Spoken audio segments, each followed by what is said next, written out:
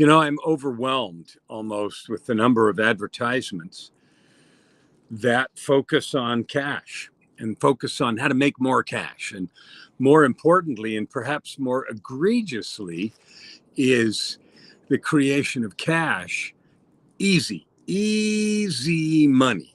We're going to create cash so easy. It's while you sleep and while you breathe, somehow it's going to create more cash.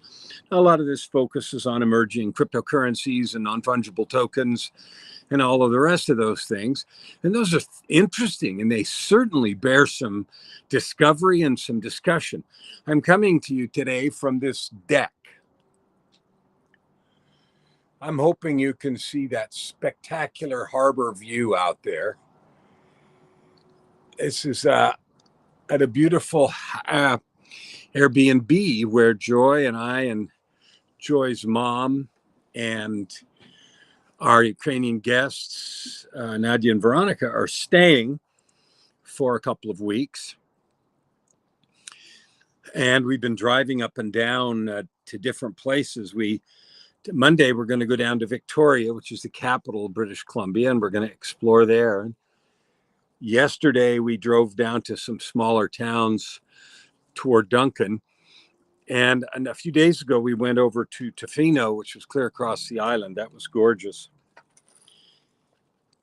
And it's been so restful and so rejuvenating. And I guess that's what vacations and things are supposed to do. But it's given me a lot of time to think about the difference between cash and prosperity. Some people treat prosperity and cash as equivalent words. They're actually quite different.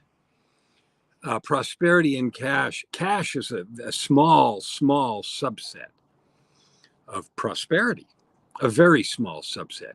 It's not the most important part. It's not the most powerful part. It's not the most meaningful part. Yet we have a religion that we've created around cash. So much so that famous people wear a lot of gold and jewelry. And there's a religion around cash in some kinds of music, where how we dress or how the artists dress and brag about wealth is all about the celebration of the religion of cash. We need cash to survive. Actually, we don't. There was a time not that long ago when people traded, a couple of hundred years ago, when cash was a very small part of daily life. It played a role, but most of the economic exchange was done by barter, a trade of goods and services, supplemented by tokens of wealth, maybe pieces of gold and other artifacts. And the cash itself, that thing is a fairly new kind of development. And it's always been around. And by new, I mean the intensity of that worship. Back in the time when Jesus walked the earth, they had Roman coins, and there was cash then. And so there's been some token of that forever. But somehow we've created this world right now where we worship this stuff, and everything revolves around who's got the most, who's the richest person in the state, country, world, and somehow they're more important. And I think that has a sad side effect, and that is we miss out on what real prosperity is. I have everything I want. You know how I know that? Because it's what I have. And I choose to be joyful. Think about that. If a person, you can say this is all stupid, and you're free to do that, I understand. But if a person says, I'm happy with what I have, and we talked about this the other day about what enough means. If a person says, I'm happy with what I have, then they have all the cash they want. And it is only by participating in this sort of religion and accumulation need that we engage in endless work, sacrifice, and bad feelings about ourselves to have more. Anyway, I don't want to launch on a big philosophical thing, but here's what I want you to consider. Today, you have all the cash you want, and you have all the prosperity you want. Now, you're going to argue with me and you say you want to win the lottery or have someone give you $1 million, euros, wherever you are listening to this. The truth is, you and I each right now have exactly what we have created. What I finally know is that I choose my thoughts and actions, and I call into existence every element of my experience. That doesn't change what's in my bank account, but it changes whether or not I'm satisfied today with what I have. And I mean deeply satisfied. So as I finish this conversation over the next few minutes, I challenge you to think about whether or not you are completely contented. Contented doesn't mean lazy. It doesn't mean you're not trying to build or create something. I think it's in our nature as humans to want to build and create. I want to write music. I want to write books. Somebody sent me a thing. You know what? A fellow named Don Lansdale. I was on his podcast a while ago, Donnie Lansdale. I love the guy. You know what? He sent me a note last night when I was in bed. I'd just gotten in bed and my phone went ding, like it does, you know, the drill. And I thought, I wonder who's sending me a note so late. And I'd been having some conversations with a particular client. So I thought perhaps it was him. And I looked over there and it was Don Lansdale. And he said, I have something for you, something. And I said, I'm in bed. And he apologized. But I got an email this morning with a video that he created about Kellan Flukiger International, about the work I'm doing. And this is specifically the hashtag about your ultimate life for 10 million.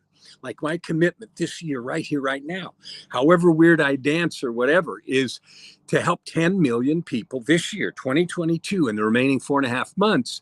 And I started this commitment a few months ago, so I'm already underway, but to help 10 million people to discover, develop, and serve with their divine gifts. Discover, develop, and serve with their divine gifts. Well, what I know is doing that, figuring out what your gifts are, what you're naturally good at. We were given these gifts to identify, prepare for, and enjoy the mission that we have in life, and we do have one. Our Creator has a work for each one of us. And we were not only in agreement, we agreed to that before we came here. We were stoked, we were excited. And it'd be way too long for me to explain how I know that. It involves me dying and some other stuff. And if you want to read the details, it's in the book, Meeting God at the Door, Conversations, Choices, and Commitments of a Near-Death Experience. 3 conversations. And I wrote about them in that book, but so you can read about the details there. But one of the main things was a complete affirmation and clarity around the fact that each of us had a mission and purpose that we agreed to and we were stoked about before we came. That spans our life, and it might change over time and develop, and of course it does, because as we get older and more experienced and we learn to discover, develop, and serve our divine gifts, and of course the mission changes and expands, and we get to do and be more and more and more, and do and make more things happen and be more effective and more powerful. And that's why so many people right now are feeling this yearning to give back, to do more, to be more. It's an epidemic of a good kind, hopefully a pandemic. And it's those people I'm trying to talk to. 10 million people. I want to help you discover, develop, and serve with your divine gifts. Why? Because if you do that, then you're completing the mission, the purposes that you agreed to and you and I agreed to and we were excited about.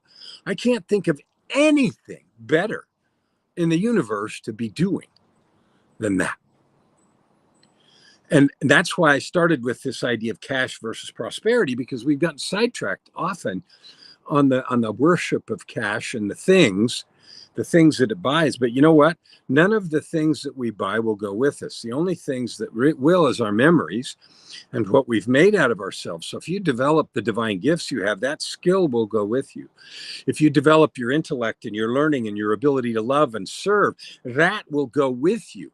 The stuff that's part of our very soul, that's all we take. The cool clothes, houses, boats, planes, big gold chains, and cash, none of that goes with us. That's left behind for other people to squabble over and fight about. So I'm inviting you to consider your prosperity. Prosperity comes from that discovery of those gifts you were given by your Creator. Prosperity comes from developing those gifts. Prosperity comes from choosing to serve with those gifts. I love serving you. I love making these videos and encouraging you. I think of coaching often as the people encouragement business or the reminder business, reminding you who you are. I'm honored to be in your presence. I was honored when Donnie sent me that thing last night. I'm honored to meet and speak with each one of you because I love you as a fellow divine person created by God and sent here for a mission. And I know that every one of our missions involves serving each other, loving each other, lifting, blessing, right? And it involves also the kind of beautiful, quiet reflection I've been able to do here on this island for the last couple of weeks. And we're here till about Tuesday of next week.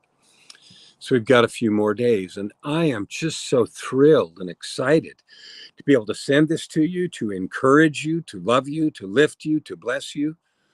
You are divine. And I want you to consider that loving yourself freely, fully, and completely, really loving yourself enough to develop your skills and serve with them. That is the ultimate gift you can give your Creator. To take wherever you are right now, it doesn't matter what's come before, starting where you are right here, right now, and making a choice today to develop, to discover, develop, and serve with those gifts. That's the best gift you could give yourself. It creates the most happiness and joy, and it is the best gift you could give your Creator. You know how I know all that? It's because I did it all wrong. I chased the cash tree, I chased the position tree, and I successfully got it. I'm being called right now as a expert witness. I'm going to have to go do some depositions in September through January and some other stuff. The reason is because I was so successful and chasing that dream of cash and positions that even now, many years later, I'm being asked to go be an expert witness, blah, blah, blah. And you know what? It pays well, but it doesn't bring any fulfillment except the case that I'm going to go help involves someone that I know and think highly of. And that's actually the only reason I said yes, is because I think I can make a difference for that person in a positive way. So I invite you to consider the cash versus prosperity. Are you working on prosperity of your soul, prosperity of your heart, prosperity of your intellect, of your emotional maturity, of the development of your relationships, of the development and use of the divine skills you have? And you know what I know a cool side effect is of doing that? The main effect is happy, joyful, the ultimate life. I have joy every day. I live in unconditional joy every minute, every day. I can't stand it. My life's so much fun. And you might think I'm crazy, and that's okay. You can think that if you want. A side effect is that it creates cash also. You know why? Because people want to be around, they want to be associated with those that have discovered secrets for happiness, for productivity, for joy, for living at peace, for having no internal conflict, for peace, for forgiveness. And those things are all stuff that I've discovered. And that's the secret to prosperity. Cash is a secondary byproduct, and you can have all you want. And it's easiest to create when you are loving yourself and lovingly serving those around you. Cash will come of its own accord because of who you are. That's my thought today about cash versus true prosperity. Now, I want to invite you with all my heart to share this video and share this message because I want you to help me. There's a big loud noise down there. I want you to help me with my 10 million. I'm inviting you, please, to help me with my 10 million. to help me reach 10 million people and help them to discover, to develop, and serve at their divine gifts. And I would love it if you would share it. If I can help you in some way, increase your prosperity, create the kind of life you want, please reach out. I'd love to hear who you are and what you're doing and connect in a way that sees what we can create.